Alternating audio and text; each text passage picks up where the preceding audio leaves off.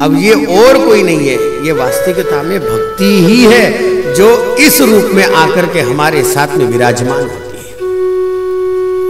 क्योंकि जहां जहां भगवान का कीर्तन होता है, जहां जहां भगवान का गुणानुवाद होता है, वहां वहां भक्ति होती है। आप जानिएगा कुछ दिन के पश्चात पंढरपुर में जो लोग जाते होंगे ना, हर साल की जिनकी वारी होगी या फिर हर साल जो जाते होंगे, नहीं जाते होंगे, 1-2 साल में भी अगर एक आध बार गए होंगे ना, मैं आपको सच में बताऊं, पंढरपुर के वैष्णव परंपरा में वारी करते समय पर बहुत से वारकरियों का, वैष्णवों का यह अनुभव है, उनके साथ में कोई ना कोई एक श्वान उनके साथ में चलता ही चलता है। मैं दूसरों का क्या बताऊं, मेरा ही अनुभव है। विगत 16 साल से चलने वाली इस पद यात्रा को मैं आपको सच में बताऊं, कितने बार ऐसे श्वान आए, पंढरपुर तक के चले, उसके पश्चात दिखाई नहीं दिखाई। हुआ क्या, अब वो समय आ गया, उस कुकर यानी उस श्वान का समय आ गया, वो शांत हो गई। अब शांत होगी तो सारे साधुओं ने मिलकर के विचार किया, महाराज अब किया क्या जाए?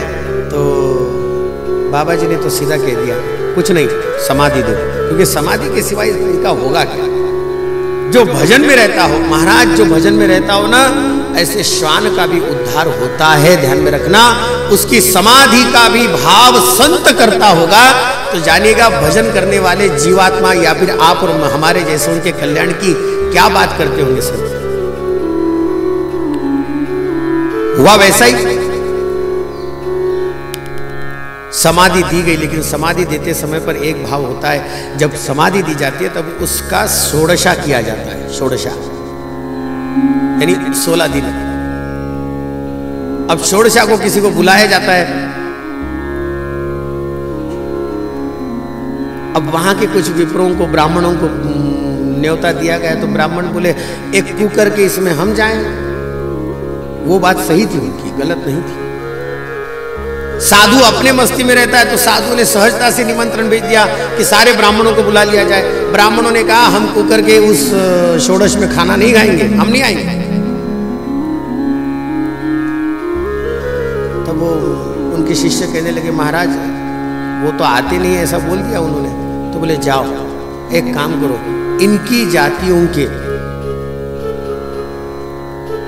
इनके ही लोगों को निमंत्रण दो। और आप जानेंगे काका जी, बाके बिहारी के मंदिर के पास में जो पहला श्वान दिखा, उसको हाथ जोड़ करके उस महात्मा ने निमंत्रण दिया, प्रभु अगर हो सके तो जिसने जीवन भर मरे पर्यंत भजन किया, आप उसके षोडश का अन्न ग्रहण करने के लिए आइएगा, और हो सके तो सबको साथ में लेकर के आइएगा। दूसरे दिन सुबह ऐसा दिव्य महोत्सव बना, उस क्षेत्र के जितने भी श्वान थे सारे के सारे उस श्वान के षोडश का भोजन करने के लिए आए, सबके सब। और सारे कुकरों ने जब, सारे के सारे श्वानों ने जब वो भोजन किया, एक पत्तल बची थी, और वो पत्तल जो बची थी तो उस पत्तल को देखते समय पर विचार किया कि ये कौन आया नहीं अभी तक। तब अंतिम समय में वही श्वान आया जिसको पहला निमंत्रण बाके बिहारी के मंदिर के पास में दिया गया। आप मानेंगे कौन होगा